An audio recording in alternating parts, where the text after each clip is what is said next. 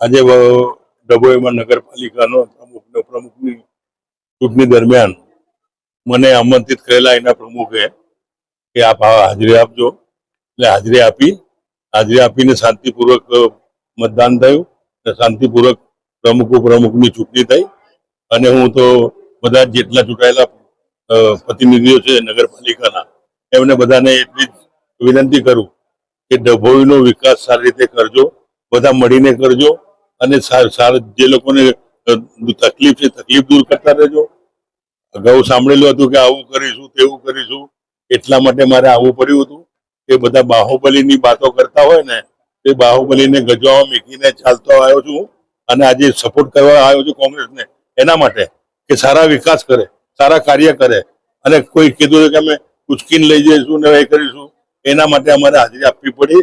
અને કોને કીધું એટલે તમારા એના ચૂંટાયેલા પ્રતિનિધિ, મારું નામ નહીં કેવું, સમજી જાઓ.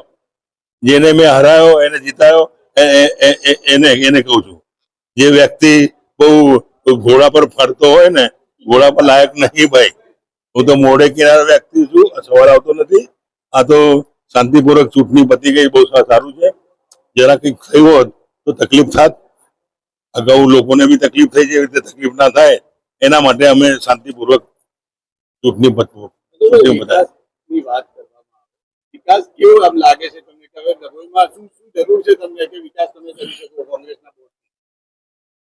ડભોઈમાં પેલું તો ડ્રેનેજ નું કામ કરવા જેવું છે, અને પેલું પાણીનું પ્રેશર આવે પીવાના પાણીનું, એ રોડ, આ ત્રણ વસ્તુ જરૂરિયાત વસ્તુ હોય છે, એ કરવા જેવી જે જરૂર છે.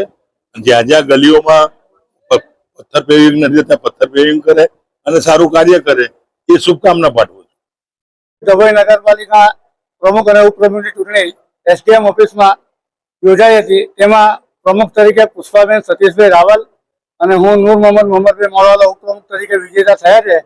તે બદલ કોંગ્રેસ પક્ષ અને ડભોઈના નગરજનોનું આ તબક્કે ખૂબ ખૂબ આભાર માનું છું. અને ડભોઈના નગરજનોને વિશ્વાસ આપે છે કે આવનારા બોર્ડની અંદર જે કંઈક પણ કામો તમારા યાદ થતા હોય, કોઈ પણ પ્રોબ્લેમ હોય તો અમે એ પ્રોબ્લેમને સોલ્વ કરવા તત્પર છે.